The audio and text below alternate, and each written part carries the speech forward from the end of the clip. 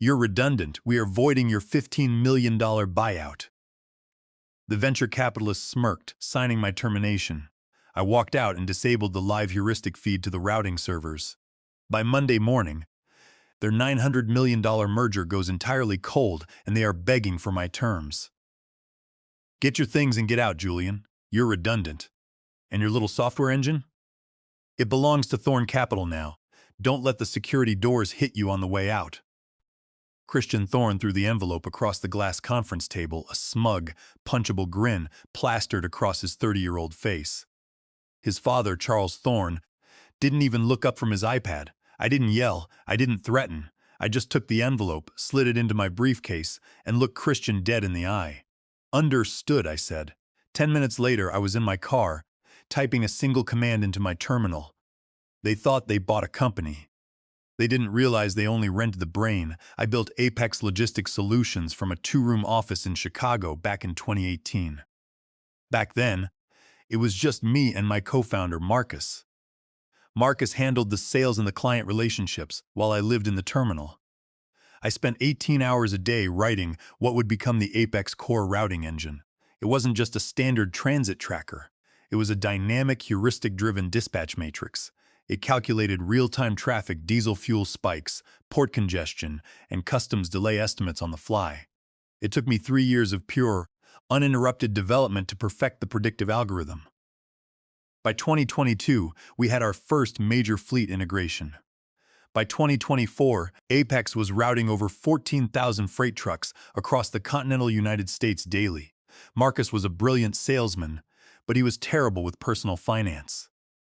In early 2026, he got himself into a corner with some aggressive commercial real estate investments that went south. He needed an exit, and he needed it fast. That was when Thorn Capital Partners showed up. They were a mid-market private equity firm run by Charles Thorn, a man who built his reputation by buying distressed founder-led companies, cutting the staff by 60%, and flipping them to conglomerates within 90 days. They saw Apex as a golden goose. With $60 million in annual recurring revenue and a lean operational team, we were primed for a high multiple flip. Charles offered a buyout price of $420 million. It was a 7 times ARR multiple, which looked incredible on paper. Marcus was ecstatic. He begged me to approve the transaction. As a 49% owner, I had minority voting rights, but Marcus held 51%. However, our original corporate charter required a supermajority of 75% for any structural change of control or asset sale. I could have blocked the deal indefinitely, but I looked at Marcus, saw the desperation in his eyes, and decided it was time. I didn't want to fight my co-founder of 8 years, but I wasn't stupid either. I had spent 26 years in the enterprise software space, and I knew exactly how private equity firms operated. They would buy us, strip us, and throw the engineers out to make the balance sheet look pristine before the flip. So, I agreed to the sale under one non-negotiable condition. The core routing engine, Apex Core, would not be sold as a corporate asset. Instead, it would remain the intellectual property of Mercer IP Holdings LLC, my personal single-member entity. Apex Logistics Solutions would license the engine from Mercer IP Holdings under a master IP licensing agreement for a nominal lease fee of $1 per year. Marcus didn't care about the details. He just wanted his $180 million buyout check. Charles Thorn's legal team, eager to close the deal before the end of the fiscal quarter, skimmed the licensing agreement. They saw the $1 annual fee and assumed it was a standard royalty-free parent-subsidiary transfer mechanism. They didn't pay attention to the boilerplate clauses at the back of the 90-page document. Specifically, they didn't pay attention to Clause 14.3.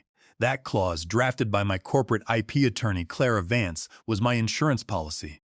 It stated that the software license was strictly non-transferable and would terminate immediately upon a change of control if the primary developer and licensor, Julian Mercer, was terminated without cause within 180 days of the transaction.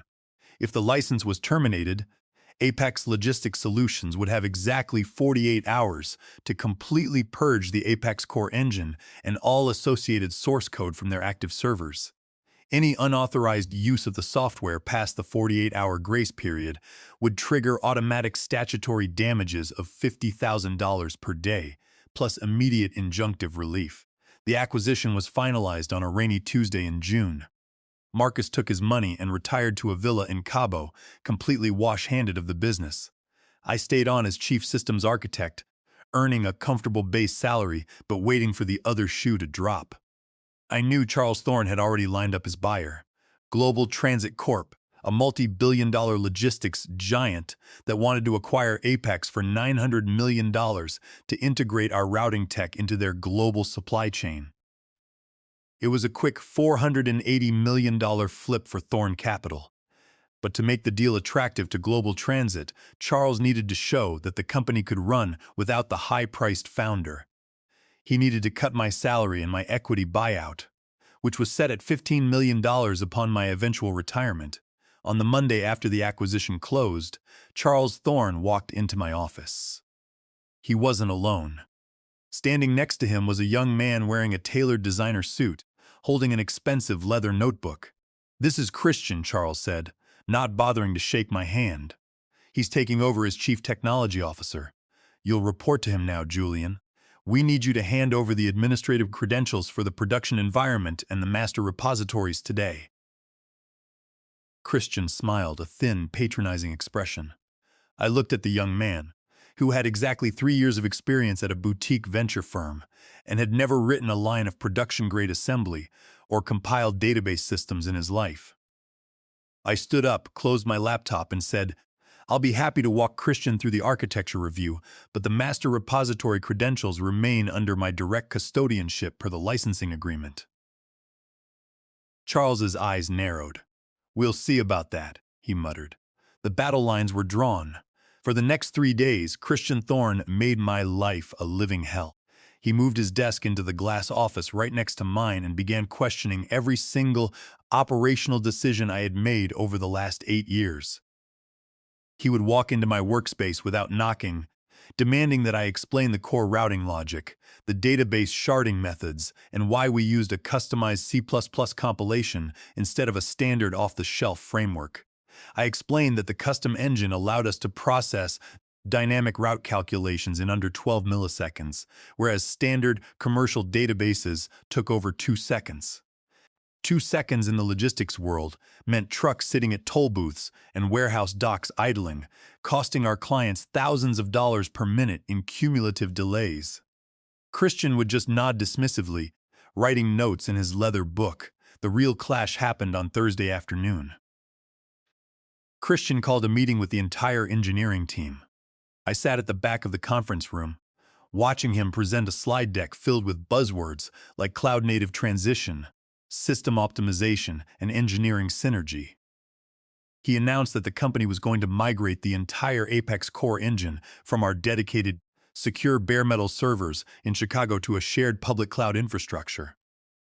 He claimed this migration would save Thorne Capital Partners $400,000 a year in server maintenance fees. I raised my hand. Christian looked annoyed but called on me. "Julian, do you have a question?" he asked, adjusting his designer glasses. "Yes," I said, keeping my voice level. "Our bare metal servers are configured with custom kernel-level optimizations specifically for high-frequency matrix calculations. If you move this to a shared public cloud, you will lose the hardware-level control. The network latency alone will increase the processing time by 500%. Additionally, the data transit costs for routing 14,000 trucks in real time will exceed the server maintenance savings within the first 30 days. Christian's face turned bright red. The rest of the engineering team remained silent, looking down at their laptops. They knew I was right, but they also knew who signed their paychecks. "Julian, we are moving forward with the cloud migration," Christian said, his voice tightening. "And to do that, I need the master Git repository administrative credentials, the SSH keys to the bare metal servers, and the AWS root account login. I need them by 5 o'clock today." I looked at him calmly. "I cannot do that, Christian. As Chief Systems Architect and the Managing Member of Mercer IP Holdings, LLC, I am legally obligated to maintain sole custodianship of the source code.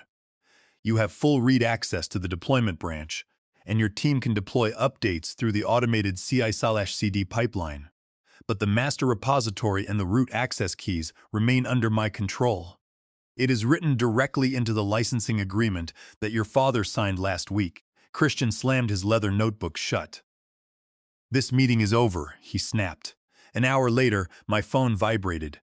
It was an email from Charles Thorne's executive assistant, summoning me to the executive boardroom on the top floor. When I walked in, Charles and Christian were sitting at the long mahogany table. Next to them was Richard Caldwell, the chief legal counsel for Thorne Capital Partners. The atmosphere was cold enough to freeze water. "Sit down, Julian," Charles said, pointing to a chair across from him. I sat down, placing my briefcase on my lap. Charles leaned forward, resting his elbows on the table. "My son tells me you are refusing to hand over the operational credentials for our own software. He says you are actively obstructing our technical integration." "It is not your software, Charles," I replied, keeping my voice calm and conversational. "It is the property of Mercer IP Holdings LLC. Your firm purchased Apex Logistics Solutions, which holds a non-exclusive license to use the software. The license agreement specifies that I maintain the administrative keys to prevent unauthorized modifications that could compromise the system's integrity." Richard Caldwell, the lawyer, spoke up. "Mr. Mercer, your employment contract states that all work product created during your employment belongs to the company." I smiled slightly. "That would be true, Mr. Caldwell, if I had created the Apex Core engine during my employment as an employee. But the engine was created in 2018, before Apex Logistics Solutions was even incorporated. It was created by me as an independent developer and leased to the corporation under a master IP licensing agreement. That agreement was executed by Marcus and reviewed by your own team. It supersedes my standard employment contract regarding this specific technology." Charles Thorne laughed, a harsh, dry sound. "You think you're very clever, Julian. You think you can hold my company hostage over a technicality? We just paid $420 million for this business. We are not letting an old programmer stand in the way of our integration. We are terminating your employment, effective immediately, for insubordination and material breach of contract." He pushed a thick white envelope across the table. Inside was a formal termination letter. "Because you are being terminated for cause, your $15 million retirement equity buyout is null and void. You are leaving today with nothing." I looked at the letter, then looked up at Charles. He was smirking. Christian was leaning back in his chair, a smug look of victory on his face.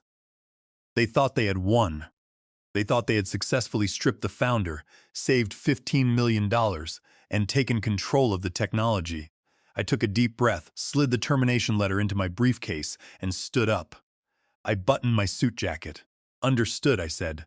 "Julian," Christian sneered, "you have 30 minutes to clear your desk. Security will escort you out of the building. And don't try to log into the servers. We've already deactivated your corporate email and your VPN access." I looked at Christian one last time. There was no need to warn him. There was no need to argue. I turned and walked out of the boardroom. The silence in the hallway was deafening, but inside I felt a calm, cold certainty. They had just triggered the switch. Now all I had to do was watch the system fall. I walked out of the Apex Logistics building into the humid afternoon air of Chicago. The security guard who escorted me looked embarrassed, but I smiled, shook his hand, and told him not to worry about it.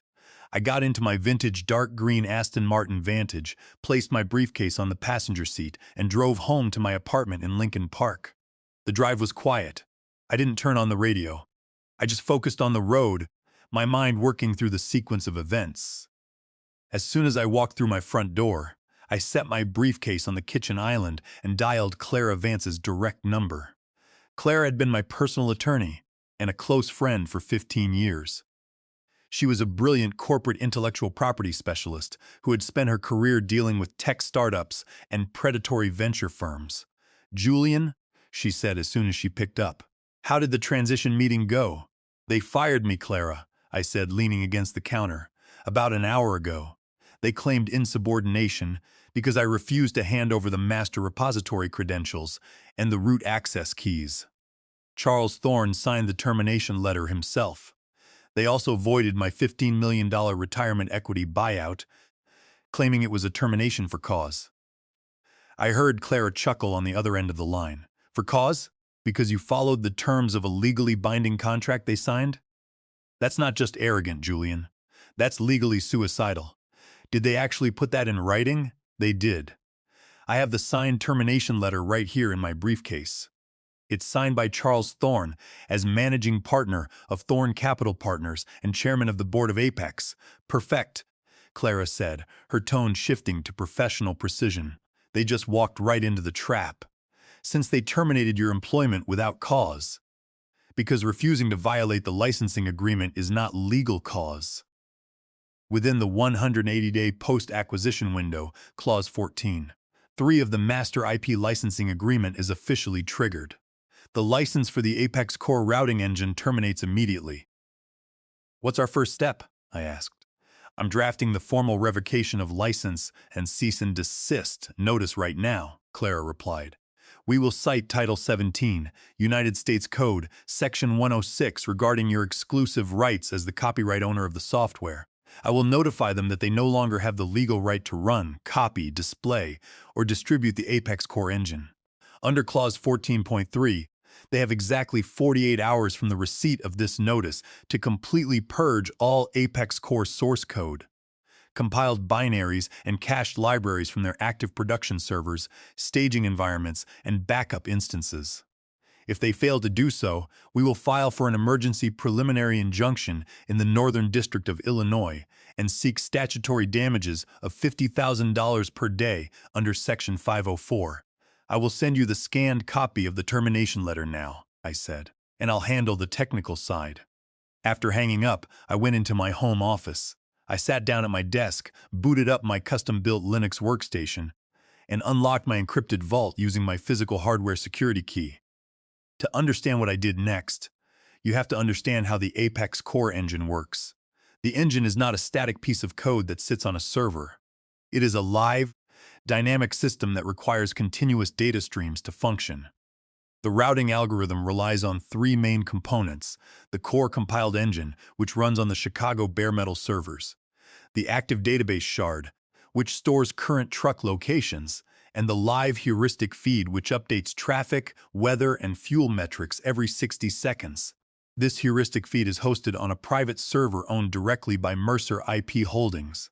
The Chicago production servers at Apex connect to my private server via an API gateway to pull the latest calculation matrices. Without this heuristic feed, the routing engine cannot update its paths. It will default to static, straight-line distance calculations, which completely ignores traffic bottlenecks, construction zones, and weight limits for commercial trucks. Additionally, the core code is compiled with a proprietary encryption wrapper. Every 24 hours, the production servers must handshake with my private key server to renew their operational certificates. If the handshake fails, the compiled binary's automatic safety protocol triggers, locking the system and preventing any new process threads from initiating. I opened my terminal and logged into the console of the Mercer IP Holdings key server. With a few keystrokes, I disabled the API credentials associated with the Apex Logistics production environment. I then paused the automatic certificate renewal loop. The next renewal was scheduled for Friday evening at 6 o'clock. Once that deadline passed, the Chicago production servers would no longer be able to run the routing calculations. The system wouldn't crash immediately, it would just stop updating. It would slowly degrade over the weekend, and by Monday morning, it would be completely frozen. I checked my email. Clara had already sent the scanned termination letter and the drafted cease and desist notice to Charles Thorne, Christian Thorne, and Richard Caldwell. The email was time-stamped at 4:30 p.m. The 48-hour clock was officially ticking. I leaned back in my leather chair, looking out the window at the skyline of Chicago. For 8 years, I had poured my life into that company. I had built the technology that kept their trucks moving and their revenue growing. They thought they could take the technology and throw the architect away. They thought their money bought them the right to ignore contracts. They were about to learn that in the digital age, the person who controls the keys controls the kingdom. I shut down my monitors, stood up, and went to make dinner. The weekend was going to be very interesting. By Friday afternoon, the cracks in the system began to show. Because I had disabled the live API credentials, the routing engine could no longer access the Mercer IP Holdings heuristic feed. The dispatch system was now relying on cached routing tables that were over 24 hours old. In the logistics industry, 24-hour-old data is ancient history. A major highway construction project in Ohio had closed 3 lanes on Interstate 80. But the routing engine didn't know that. It routed over 300 of our clients' heavy freight trucks directly into a 40-mile gridlock. A severe thunderstorm in the Midwest delayed flights and flooded local shipping routes, but the software continued to send trucks along their standard paths. By Friday night, the dispatch dashboard was glowing bright red with delay alerts. But the real crisis hit on Friday evening at exactly 6 o'clock.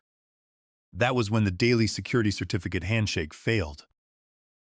The Chicago production servers reached out to my private key server to renew their operational certificates, only to receive a connection refused error. Per the automatic safety protocol I had written into the codebase years ago, the Apex Core compiled binaries immediately locked. The system didn't crash. It did something much worse. It entered a read-only state. The existing truck dispatches remained in the system, but no new dispatches could be processed. The automated dispatch portal, which our clients used to schedule deliveries and assign routes to independent carriers, displayed a static error message. System maintenance. On Saturday morning, I woke up, poured a cup of coffee, and checked my personal phone. I had 17 missed calls from the office. I also had 3 emails from Christian Thorne. The first email, sent at 7 p.m. on Friday, was demanding, "Julian, we are experiencing a connection error on the key server. Please resolve this immediately." The second email, sent at midnight, was aggressive. "Julian, you are in breach of your post-employment obligations. If you do not restore access immediately, our legal team will sue you." The third email, sent at 4 a.m., was desperate. "Julian, please call me. The system's completely locked, and we have 4,000 trucks stuck at various distribution centers." I took a sip of my coffee and ignored all of them.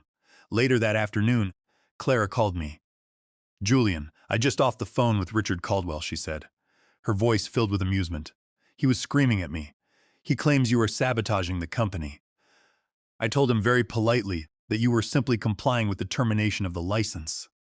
I reminded him that they had received the formal revocation of license and cease and desist notice on Thursday afternoon, and that they had until Saturday afternoon, exactly 48 hours, to purge the code from their servers." "Did they purge it?" I asked. "No," Clara said. Caldwell admitted that Christian tried to bypass the licensing lock. Apparently, the kid tried to copy the cached binaries to another server, thinking he could run them without the certificate handshake. When that didn't work, he tried to decompile the binaries to extract the source code. "But the binaries are wrapped in your proprietary encryption, aren't they?" "They are," I said. "It's a 256-bit AES encryption wrapper. To decompile that without the private key would take a supercomputer about 3,000 years. Christian probably just corrupted the local database schema, trying to force it." "He did," Clara confirmed.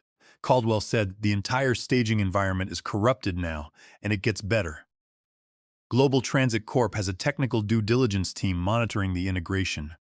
They saw the entire system go offline on Friday night. The CEO of Global Transit apparently called Charles Thorne this morning and told him that if the routing engine isn't fully operational and legally cleared by Monday morning, they are pulling out of the $900 million merger. They are also threatening to sue Thorne Capital Partners for material misrepresentation and breach of warranty during the M&A disclosures. I smiled. "Charles must be losing his mind." "He is," Clara said. "Caldwell is begging for an emergency meeting tomorrow morning at their offices. They want you there, Julian. They want to negotiate." I looked at the clock. "Sunday morning," I said. "Tell them I will meet them at 9 o'clock, but I won't be negotiating with Christian. If Charles wants me back, he has to sit in that room himself, and he has to be prepared to sign whatever I put in front of him." On Sunday morning, my phone log showed 43 missed calls from Charles Thorne. He had also sent a direct email, bypassing his lawyers entirely. "Julian, please come to the office. We need to talk. No lawyers, just us. We can resolve this." I didn't reply to the email. I got dressed in my best charcoal gray suit, put on my crisp white shirt and a gold silk tie, and grabbed my leather folder. Clara met me in the lobby of the Thorn Capitol building at 8:45 a.m.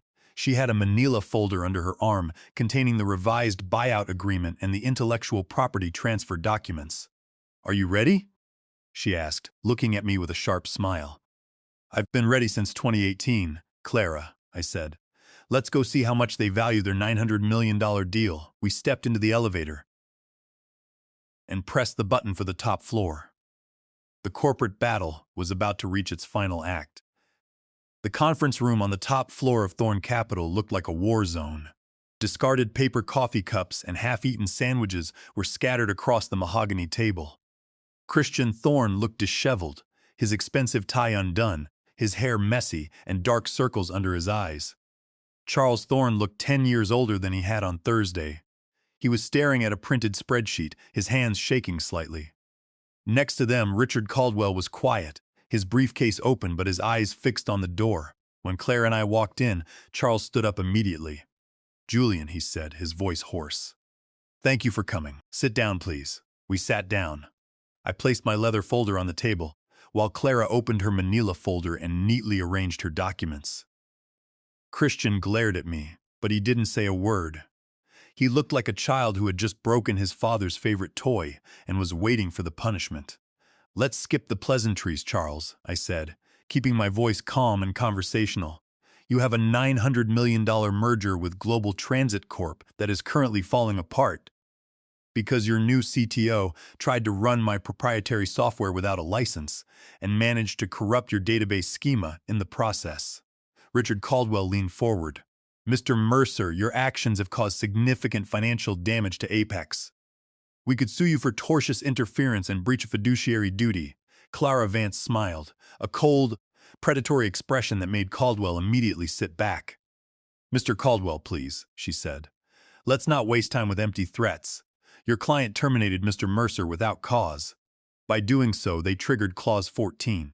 3 of the Master IP licensing agreement which they signed. The license terminated automatically. Mr. Mercer did not sabotage your servers. He simply ceased providing the heuristic feed and certificate renewals that he owned and was no longer obligated to license. If you file a lawsuit, we will immediately file a countersuit for copyright infringement under Title 17, Section 504, and seek an immediate federal injunction to stop you from running Apex Core. Global Transit Corp will pull out of the deal before the first deposition is even scheduled. You know it, and we know it." Charles Thorn slammed his hand on the table, though there was no anger in it, only exhaustion. "All right, enough," he said, looking at me. "What do you want, Julian? How do we fix this?" I opened my folder and drew out a single sheet of paper. "Here are my terms, Charles," I said. "First, Mercer IP Holdings LLC will sell the Apex Core routing engine and all associated intellectual property to Apex Logistics Solutions for a flat, non-negotiable price of $25 million. This is not an equity buyout, it is a straight asset purchase. The funds must be wired to my account in full before the master key is delivered.